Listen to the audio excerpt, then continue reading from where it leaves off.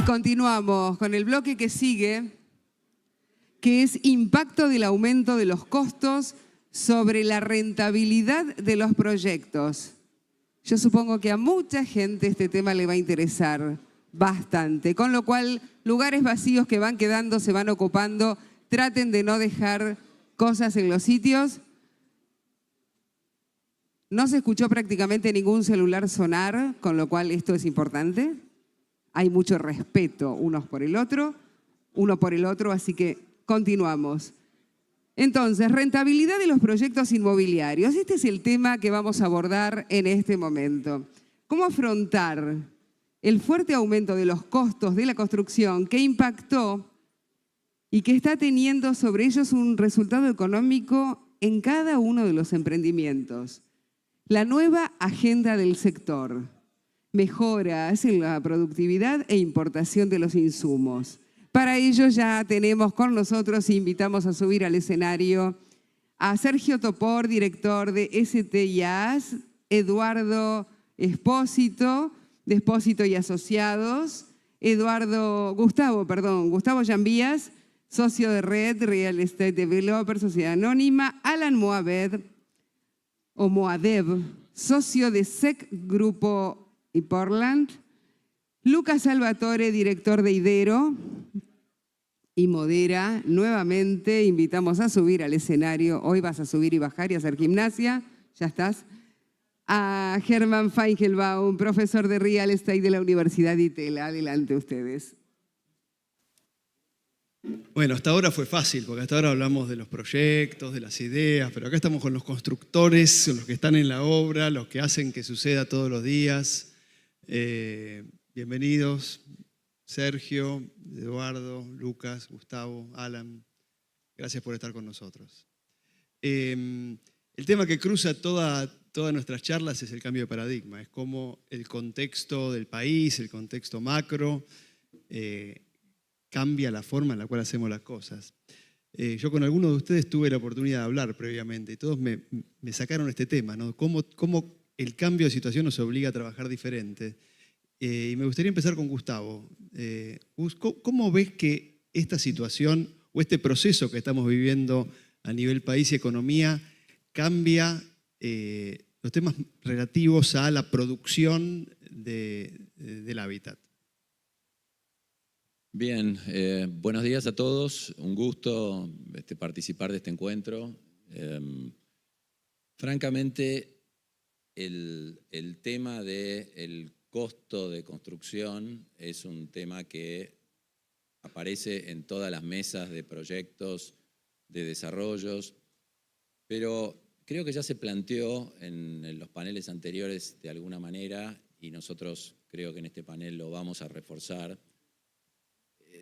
Tal vez no se está enfocando suficientemente lo que significa el cambio de paradigma, de dejar de estar afuera de todas las prácticas del planeta y empezar a tratar de ser un poco más normales.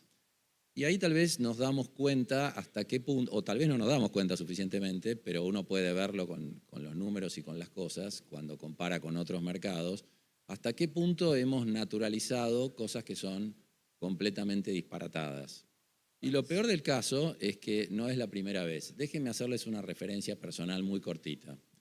A finales de los 80, yo que era un joven ingeniero en esa época, había hecho un posgrado en sistemas, porque en esa época si uno quería usar una computadora tenía que estudiar sistemas, no había sistemas user-friendly. Soy un profesional de otro siglo, quiero subrayarlo, pero estamos tratando de sobrevivir en este. Bueno, la cuestión es que como parte de ese posgrado desarrollé con un colega ingeniero naval. Los barcos y los edificios tienen sistemas de construcción parecidos. Un sistema que se llamó Opus y que era un sistema de cómputo, presupuesto y control de gestión y certificación de obras en el año 88, en las primeras PCs que llegaron a la Argentina. Me tocó explicarlo en un curso que di a finales de los 80 en la Facultad de Ingeniería de la Universidad de Buenos Aires, que se llamaba Herramientas Informáticas para la Construcción. Ese curso se dictó a mediados del 89. En ese curso había varios gerentes de empresas constructoras importantes de aquel momento que estaban interesados en incorporar esta tecnología, la inteligencia artificial de aquel momento, ¿no? Hoy las herramientas son mucho mejores, pero conceptualmente el problema es muy parecido. Yo explicaba cómo con estos sistemas podríamos hacer una explosión de la matriz insumo-producto, para decirlo digamos, más sencillo, cómo podíamos cuantificar rápidamente cuántas unidades de qué cosa íbamos a necesitar para construir una obra, cómo podíamos planificar en el tiempo, toda una serie de cuestiones que a la formación de cualquier profesional, ingeniero o arquitecto, ya venía en la carrera de grado como una cosa normal, pero era difícil de materializar en la práctica. Alguien me preguntó, ¿y cuál es el nivel de eficiencia que podemos tomar en costos por la aplicación de estas técnicas?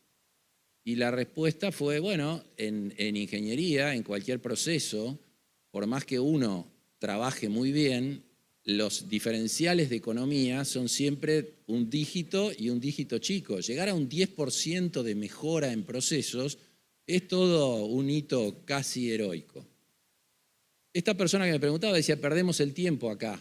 Dice, yo hoy acabo de emitir un certificado de mayores costos de los trabajos del mes por el 80%. Les recuerdo que en el año 89 Argentina tuvo 1.300% de inflación. Mi respuesta fue, es cierto lo que estás diciendo como coyuntura, ahora si esto se acomoda, digamos, esas porciones de la torta que no manejamos se van a achicar mucho y las que nosotros sí manejamos van a tener otra importancia. La verdad es que lo dije como una respuesta, digamos, conceptual y defendiendo mi idea, pero no tenía ninguna certeza que eso fuera a suceder. Solo 3 o 4 años después, a mediados de los 90, Argentina tenía inflación cero y Argentina se equipó en nuestro sector, en la construcción, con prácticamente todo lo que vemos hoy todavía en uso en el mercado. Sistemas de encofrados modulares, ascensores montapersonas, grúas torre, toda una cantidad de cosas que no había en el mercado hasta ese momento y que entraron por convertirnos en un país normal. Yo creo que este fenómeno se tiene que repetir ahora y nos tenemos que enfocar en que estamos efectivamente frente a un cambio de paradigma, que tenemos que pensar el proceso de construcción de una manera completamente diferente, como se piensa en el resto del mundo, pero aquí que nos hemos desacostumbrado. Se habló en el otro panel de los sistemas on-site, off-site. Por supuesto estamos de acuerdo con todo eso, pero tenemos que arrancar desde el principio de los principios. ¿Cómo concebimos? Yo ahora también me dedico al desarrollo, además de la gestión de obras. ¿Cómo concebimos los proyectos para que sean racionales constructivamente desde el principio? ¿Cómo volvemos a tener profesionales en todos los sectores que entiendan una planificación de obra, que entiendan lo que significa una matriz insumo-producto? Todas cuestiones de las que nos hemos olvidado cuando alguien pregunta, ¿en cuánto podés hacer este edificio? En 18 meses. No, hacémelo en 30 porque lo voy a sacar con un fideicomiso al costo y necesito que la gente pueda pagar 30 cuotas. Bueno, al diablo con cualquier optimización técnica, por supuesto. Crédito mediante otros poderes adquisitivos, el tiempo va a volver a cobrar valor, volveremos a la eficiencia ingenieril en los procesos y repensaremos las cuestiones como para que efectivamente resolvamos este problema del que hoy estamos comentando los síntomas en vez de la enfermedad. El síntoma es no me dan los números porque los costos son altos. La enfermedad profunda es que hemos destrozado todo sistema de productividad ingenieril, entre otras tantas cosas que hemos destrozado en Argentina. Espero que trabajemos todos en esta línea de decir, bueno, esto no tiene ningún futuro, el camino no es por acá y la eficiencia y la mejora de costos tiene que ver con un cambio de paradigma profundo. Gracias, Gustavo. Eduardo, ¿y vos cómo lo ves? Hola, ¿qué tal? ¿Cómo les va? Buenos días. Y yo veo que llegó el momento, otra vez. Otra vez. La obra, un proyecto se divide para nosotros, o para mí, en 3 partes. La preconstrucción, la construcción y la puesta en marcha. Después voy a explicar brevemente qué es cada una. La preconstrucción es todo lo previo a la obra, donde cualquier idea vale donde tenemos chances de optimizar costos, plazos, logística constructiva, de todo, donde empezamos a implementar el BIM, entre comillas, BIM, que tienen que manejarlo también los arquitectos, los asesores y los proveedores, subcontratistas, si no, no hay BIM que valga, porque todos hablamos del BIM como si el BIM fuera la cura universal, y todavía tenemos que convencer a gente muy referente en el mercado que trabaje en BIM, ¿tá? Donde tenemos que costear desde el proyecto conceptual, donde hacemos la ingeniería de valor, donde planificamos, donde vemos la logística de obra, hoy abierta al mundo, no solo a China. China es una más, o sea, Europa está en crisis, Brasil tiene el real súper devaluado, Chile con el Tratado de Asia-Pacífico tiene arancel externo común con China, Corea, Japón, Vietnam, o sea, hay que ir a Santiago y ver las ofertas que tienen para construir. Preconstrucción y capacitación en todas esas 3 etapas.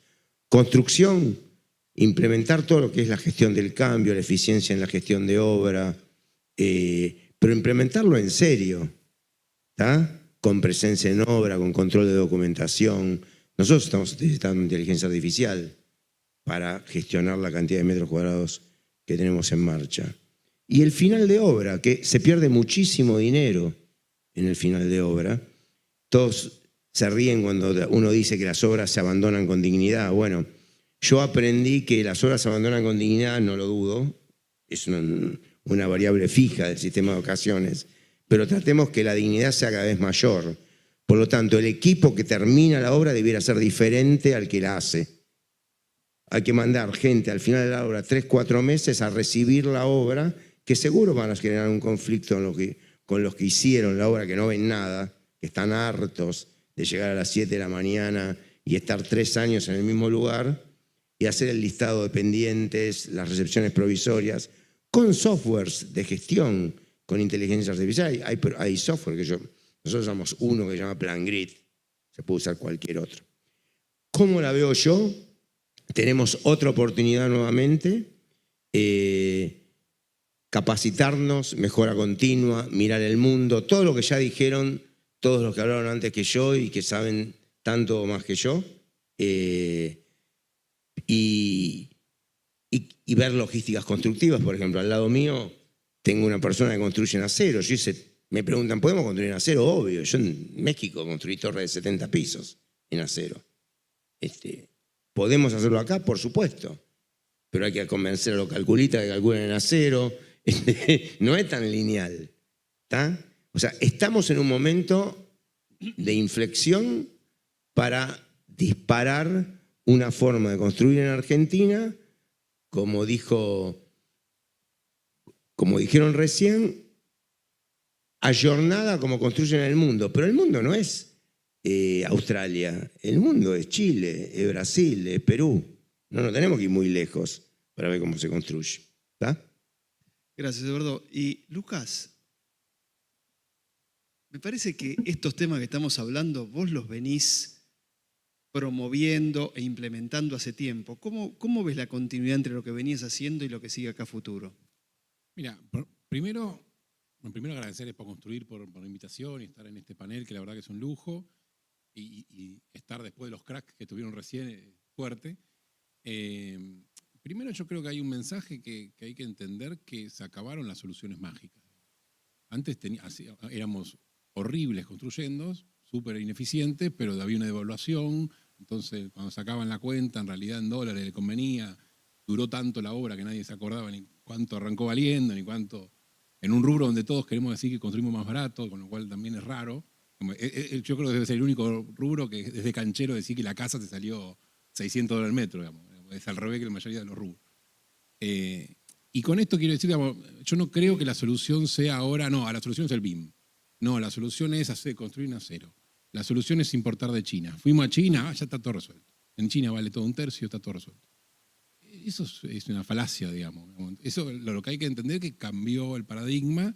Nosotros venimos de la industria, de hace 35 años de industria, construimos de manera industrializada, tenemos este chip puesto en un contexto donde éramos un extraterrestre, ahora somos, aunque sea del país, digamos.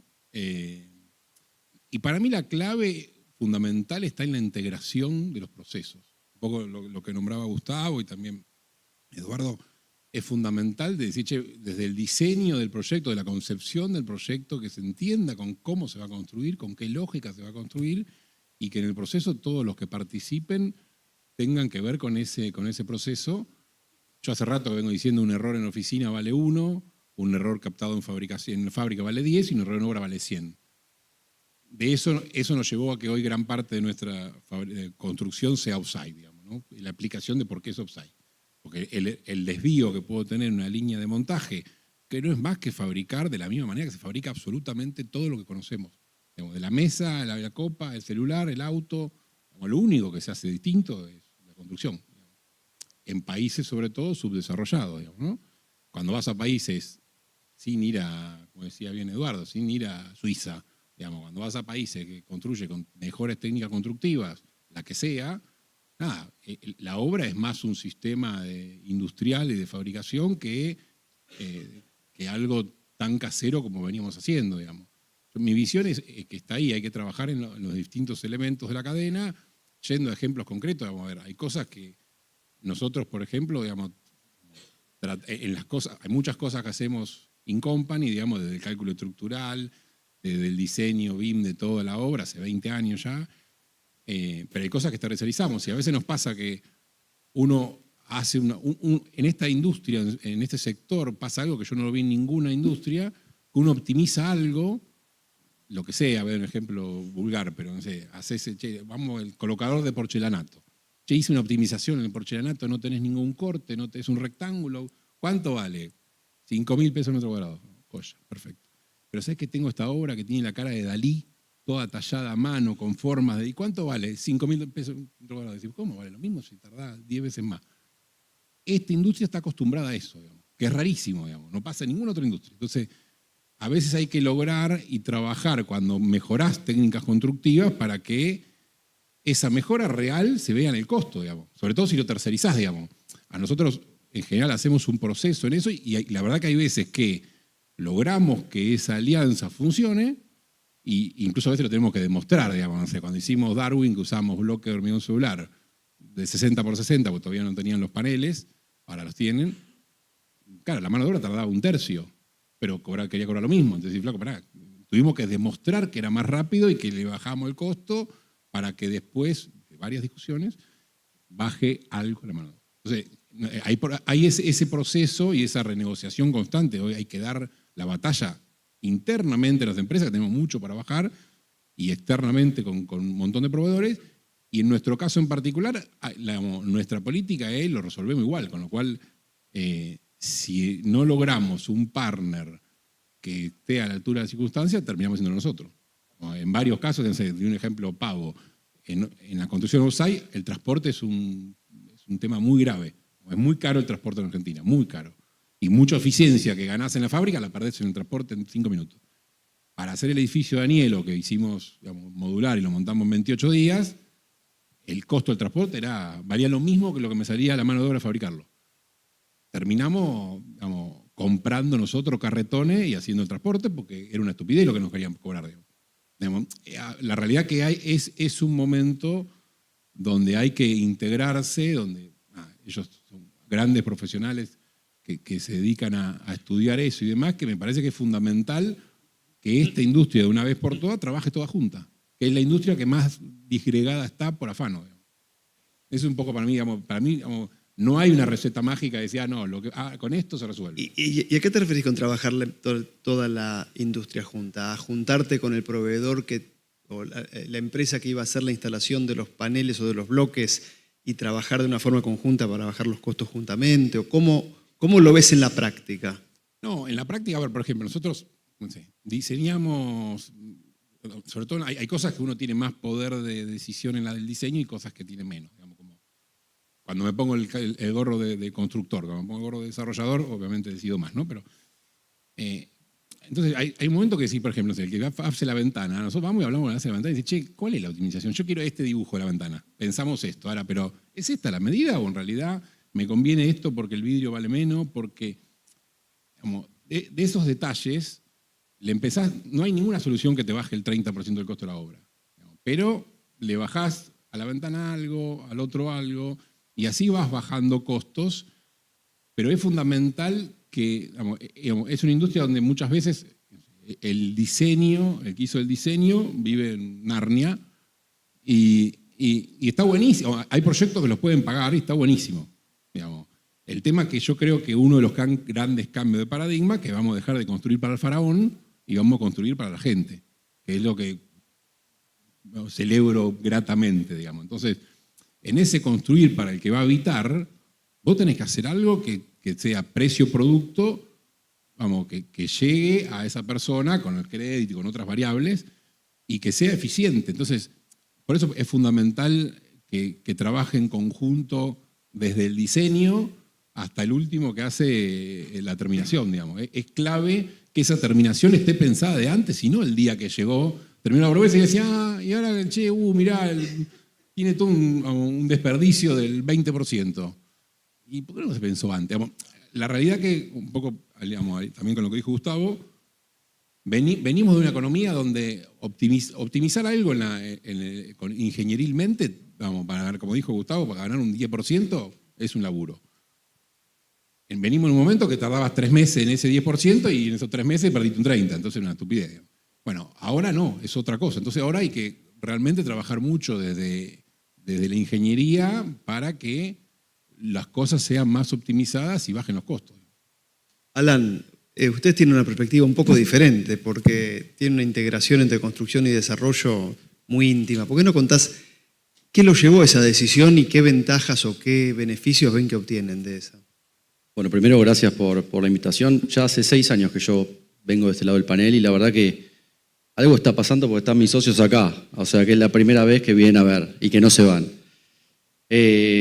Atravesamos años en donde nos preocupábamos porque había falta de ventas, pero rápidamente, o sea, en la Expo de Construcción en abril-mayo, pero después rápidamente en agosto en la Expo Real Estate decíamos que habíamos vendido porque aparecieron los créditos. Después volvió a subir el costo de construcción y después rápidamente bajó. Argentina es Argentina y creo que lo que estamos hablando cada uno de nosotros es en volvernos cada vez más competitivos. Yo me tomé el trabajo de hacer, y no le quiero pifiar con los números, un análisis en donde agarré información de la CEPAU encomiendas, radiografía urbana del Gobierno de la Ciudad de Buenos Aires y algo de datos de la CEDU. Para que se den una idea, hoy hay 3.500 edificios en obra actualmente, con distintos estadios y avances de obra. 500 edificios son de usos mixtos o comerciales y 3.000 son residenciales. De esos 3.000 edificios residenciales, el 2% únicamente, o sea, 60, son mayores a 15.000 metros de obra. El 16%, o sea, 480 edificios de esos 3.000 residenciales, son de 3.000 a 9.999 metros de obra.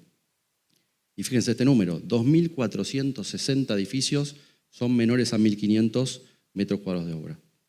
Según mi criterio, depende de la plaza comercial que elegiste para comprar ese lote, vas a poder derramar en el precio nuevo de venta los aumentos del costo de construcción. Vas a poder defender ese margen de utilidad con el que compraste el lote.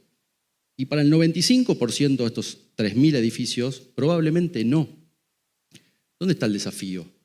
En ser más competitivos, en tener un equipo más profesional, en repensar los costos, en ser más agresivo con los proveedores, en defender nuestro precio con los clientes. ¿Ok? Nosotros, y voy a hablar de costos, porque un simple frente antes de la devaluación de diciembre del 23, cuando empezó a subir fuertemente la CAC y se empezó a quedar billete, un simple frente, según mis números, daba entre 800 y $1.000 por metro cuadrado. Depende de la calidad con la que construías. Ese número pasó hoy a 1.300, o sea, subió 400, 500 mangos por metro. Lo que yo decía antes es que probablemente si sos un commodity en Villa Crespo, Chacarita, sin desmerecer los barrios, digo, vas a competir siendo uno más. Hay que ver si vas a poder vender $500 más por metro cuadrado. Un doble frente que costaba inicialmente, antes de ese diciembre del 23, 1.200, 1.300, hoy está rozando los 1.800.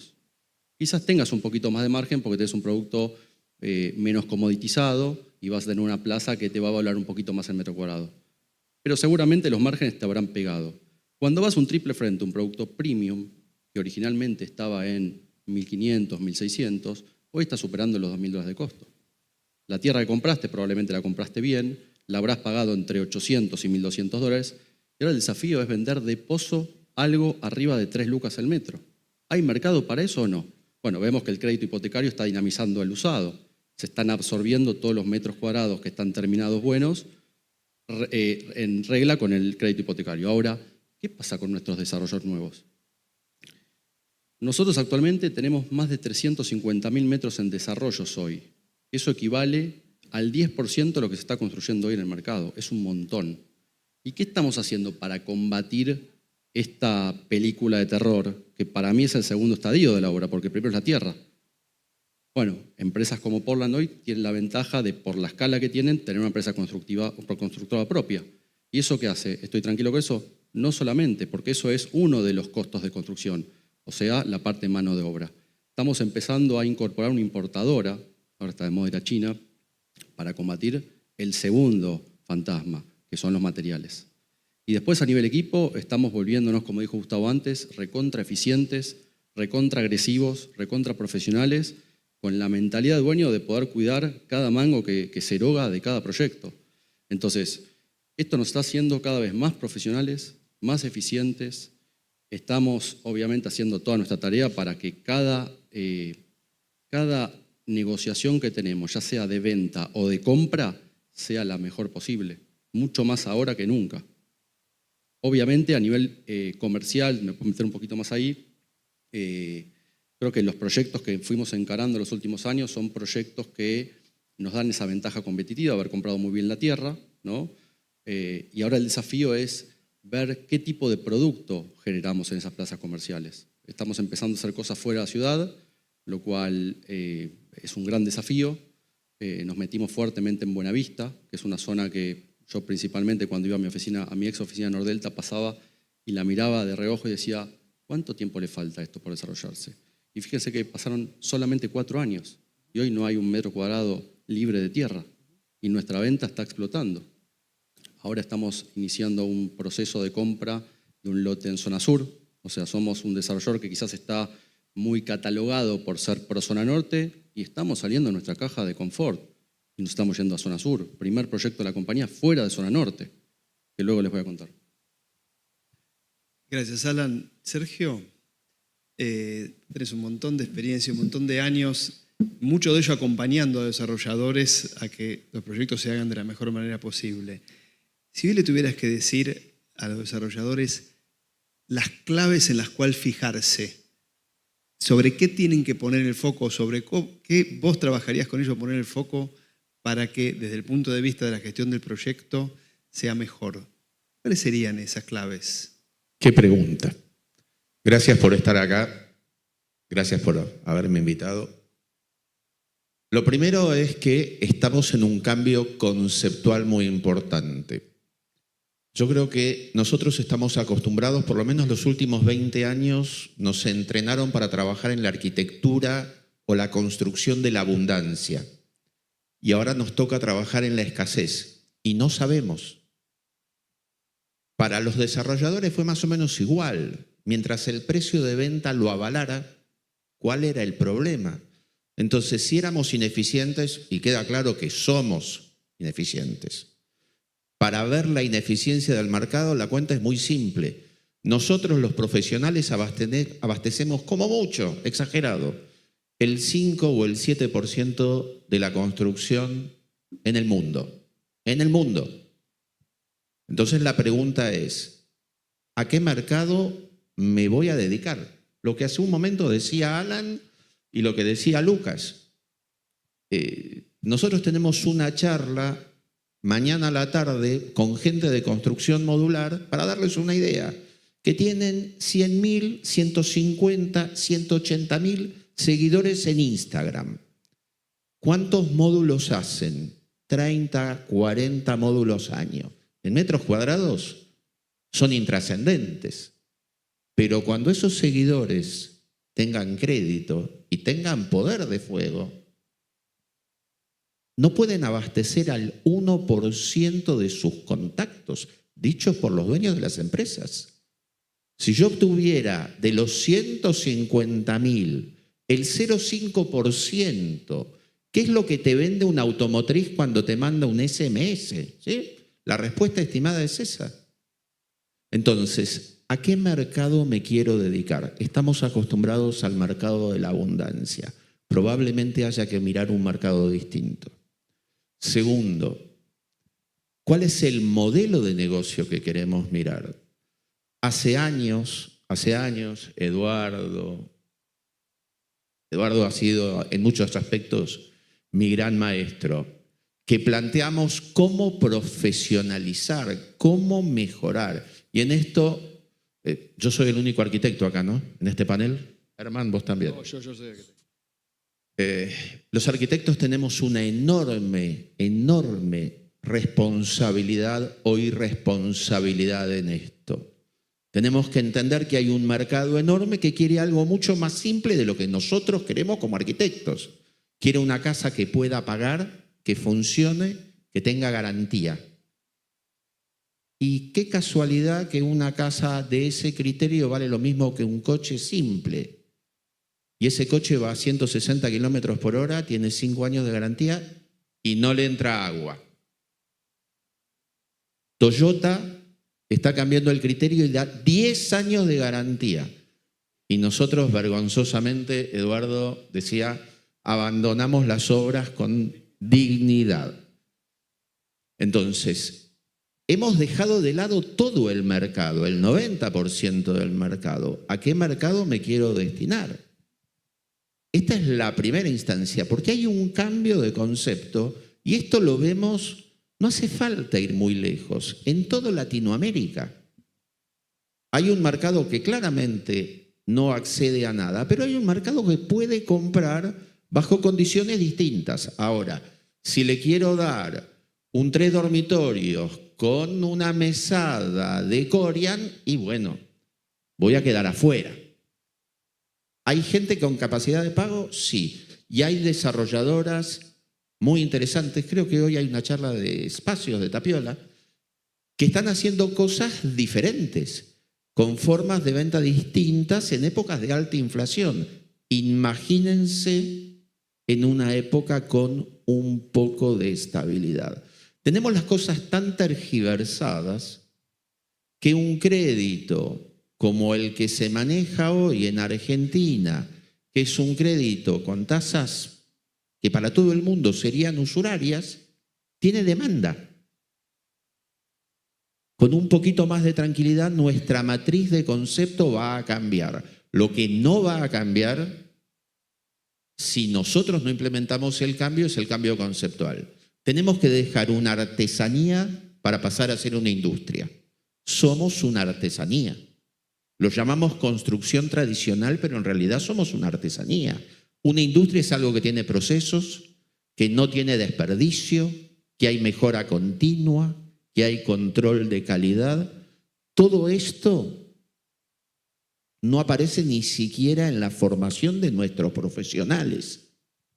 En las universidades, hablar de BIM ya es una extrañeza, pero no hay una lógica de decir, ¿cómo hablo de mejora continua? ¿Cómo hablo de calidad?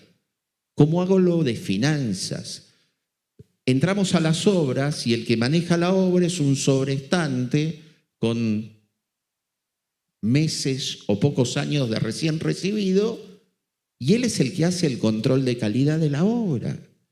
Entonces, alguien que gana $1.200 es el responsable de que las cosas funcionan. El sistema está invertido.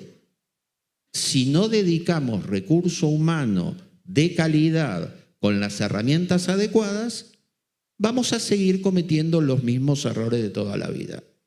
Si ustedes van a una fábrica, se van a dar cuenta que uno se da cuenta de la fábrica que funciona bien, de la que funciona mal, porque la que funciona mal tiene desperdicio por todos lados.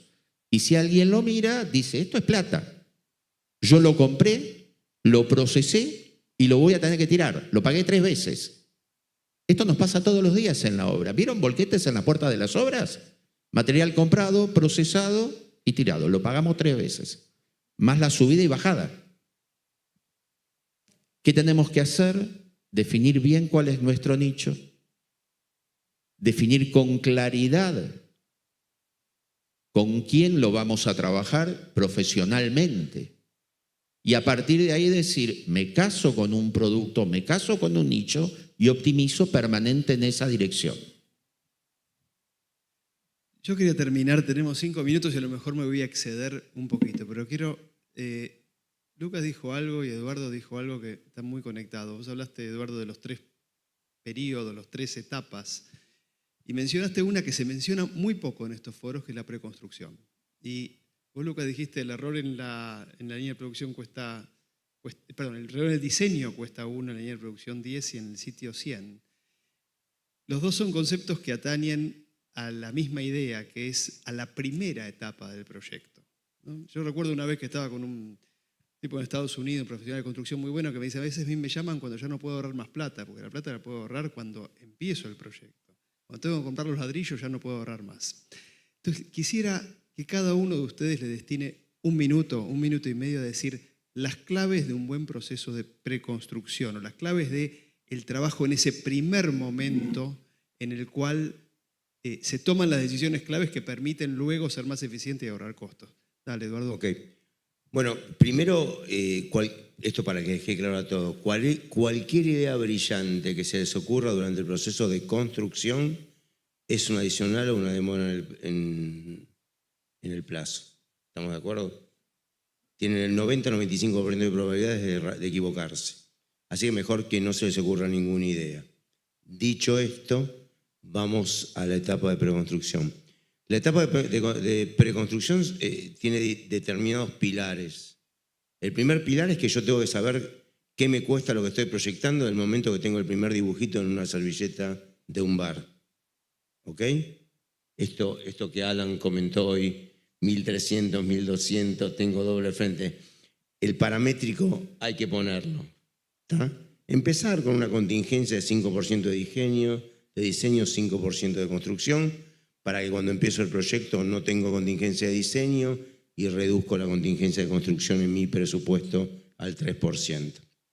O sea, costos. Después el tema plazo. En la preconstrucción tenemos que trabajar muchísimo la logística constructiva, la forma de hacer la obra. O sea, ¿qué quiero? ¿Un contratista único? ¿Múltiples contratos? ¿Compro por cuenta y orden? Porque no es lo mismo el equipo que uno necesita para gestionar una obra si tengo 8 contratos a si tengo 48 contratos. No es lo mismo. Vamos a fallar. Entonces, logística, planificación. La tercera base es el trabajo coordinado con todos los stakeholders, con todos los arquitectos, asesores, en el lenguaje común, saber todos que vamos al mismo lado, definición perfecta de producto y trabajar con las mismas herramientas. Y la cuarta clave es cómo comunicarnos, cómo nos comunicamos entre nosotros, el orden que tiene que tener todo el proceso. Si logramos eso, para ser breve, vamos a llegar a un momento de cuando empecemos la obra, vamos a tener todo planificado. Y ahí solamente es apretar conceptualmente y metafóricamente un botón y ejecutar, sin ideas brillantes por lo menos. ¿Está? Alan, ¿ustedes qué trabajo hacen, muy brevemente, qué trabajo hacen antes de empezar un proyecto o en esta primera etapa? Ustedes, nuevamente, con la mirada quizá también un poco más comercial metida en el medio. Bueno, Eduardo habló perfectamente a nivel técnico, que son cosas que quizás yo no estoy viendo. Nosotros cuando estamos negociando el terreno, rápidamente hacemos el primer estudio de prefactibilidad, generalmente es bastante fehaciente, con lo cual rápidamente nos imaginamos cuál es el mejor estudio de arquitectura que puede mejor dominar ese lote. Y nos metemos muy fuertemente en eso, en pensar no solamente desde los pies del inversor de cuánto va a ser la realización del metro cuadrado, sino en el consumidor final cómo va a vivir. O el tipo de producto que estamos hoy encarando es un producto que desde el minuto 1 va para el consumidor final. Entonces, la verdad que debatimos y debatimos y debatimos en toda esa parte del anteproyecto o antes del anteproyecto. Y por el perfil de los estudios de arquitectura con los que hoy estamos de alguna manera trabajando, son muy quirúrgicos en cuanto a ese primer draft, al primer anteproyecto o al proyecto ejecutivo. Con lo cual, todo lo que cuenta Eduardo es algo que no estamos mirando nosotros, pero sabemos que va en un carril, en un andarivel en paralelo, pero sí te puedo decir que desde que definimos el producto y definimos la primera lista de precios, ya estamos mirando todo lo que va a pasar en esos 3, 4 o 5 años de obra. Buenísimo. Leila, ¿me das 2 minutos más, 3 minutos más? ¿Sí? Gustavo, contá de tu experiencia complementando esto que contaba Eduardo y que cuenta Alan, porque vos también estás de los dos lados. ¿Cómo encaran esos primeros momentos? Bueno, complementando o haciendo un puente entre las cosas que dijeron ambos, que por supuesto comparto, la explicación de Eduardo del proceso de preconstrucción y de desarrollo después de la obra, la comparto 100%, pero hay un puente más que poner, y es que el proceso de construcción en sí es un proceso industrial, que requiere, por supuesto, un conjunto de prácticas que, por ejemplo, Lucas, a partir de su mucha experiencia industrial, que conoce muy bien. Ahora, el proceso de desarrollo tiene muchas de estas cuestiones artesanales a las que se refería Sergio, sobre todo porque hay relativamente pocas barreras de entrada para iniciarse en el negocio de desarrollo. Aunque parezca mentira, es muy común ver que 3 amigos con afinidad por el negocio inmobiliario se juntan en un bar y resuelven en poco rato invertir un par de millones de dólares en un edificio que alguien les trajo un terreno a la vuelta, un arquitecto, un inmobiliario, lo que sea. Ese proceso de decisión no tiene nada que ver con esa misma situación puesta en la lógica de decirle, por ejemplo, a Lucas, lo tomo de ejemplo porque lo tengo al lado, vamos a poner 2 millones de dólares en una nueva línea de producción. Lo primero que él se va a preguntar es esa línea de producción para qué es, con qué tecnología, discutamos. O sea, un proceso que hay que empalmar y en lo que los profesionales que estamos vinculados a la construcción y a la oferta de servicio, de proyecto, tenemos que trabajar mucho con los desarrolladores, es a decirle, bueno, mira, vos querés hacer un desarrollo, listo, dame programa. ¿Sí? No es que los arquitectos diseñan cosas que después no son buenas para construir. Los arquitectos suelen tener malos programas. Entre otras cosas porque los desarrolladores no saben bien qué pedir. O sea, quieren un departamento de tal superficie, una oficina de tal superficie que piensan que van a vender a qué valor, pero no tienen por qué ser expertos en las características técnicas de la cuestión. Y el profesional, tanto el gerenciador de obras como el profesional proyectista, tiene que acercarse a esa problemática, también entendiendo el programa desde el punto de vista del negocio para ofrecerle soluciones tecnológicas que sean eficientes en términos de costo.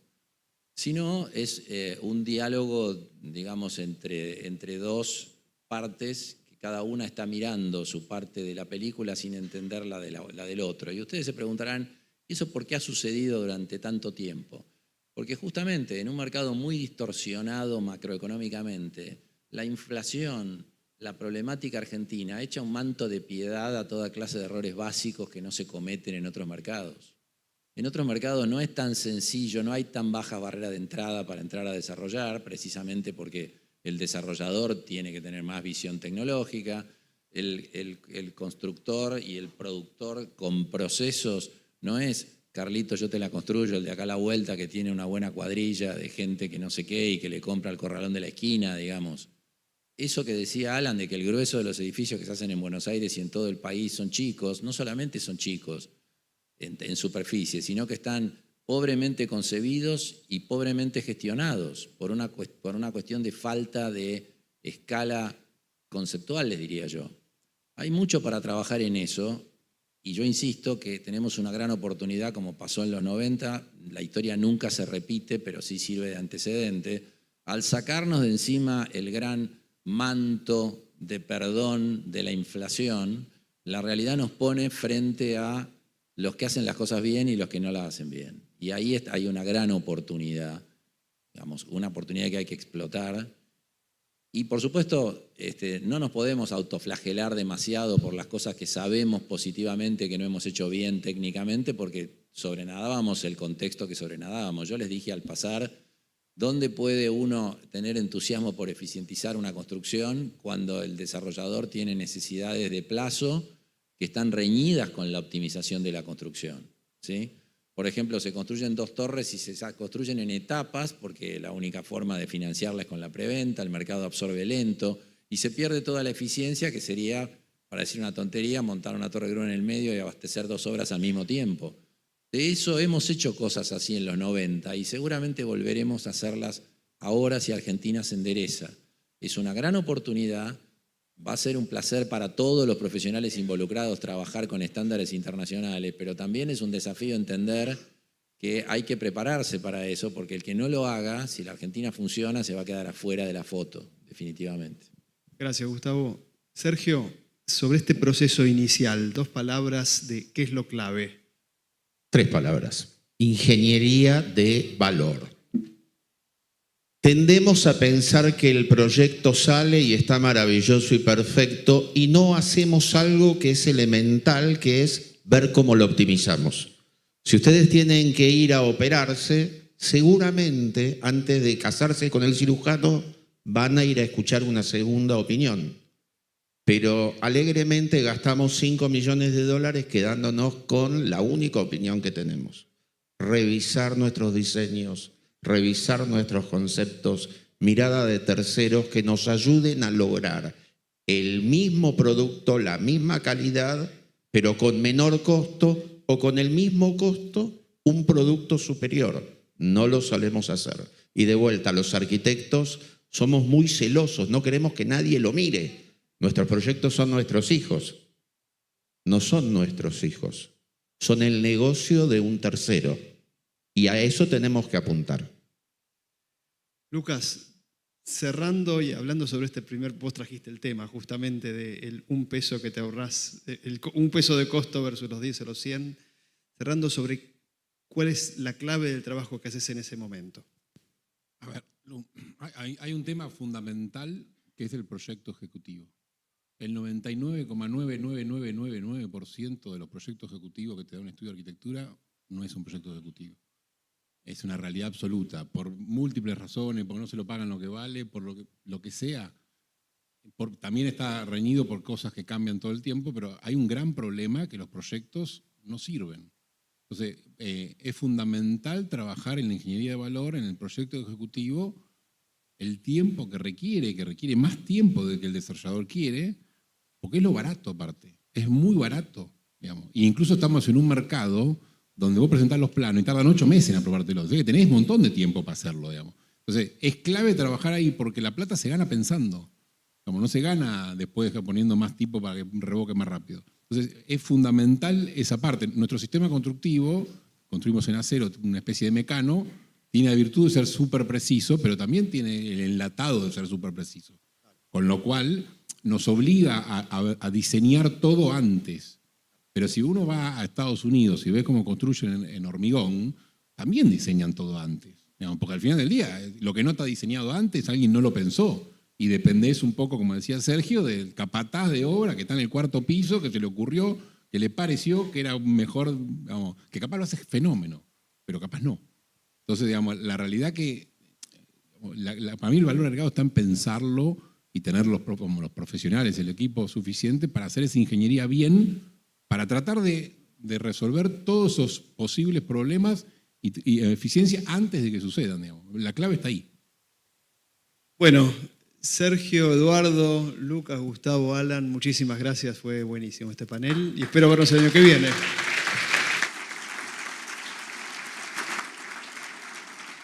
Con este aplauso sí, los despedimos a ellos, pero vamos al último tramo de la mañana. Cortito, chiquito, los invitamos a quedarse en sus asientos porque viene la última parte de la mañana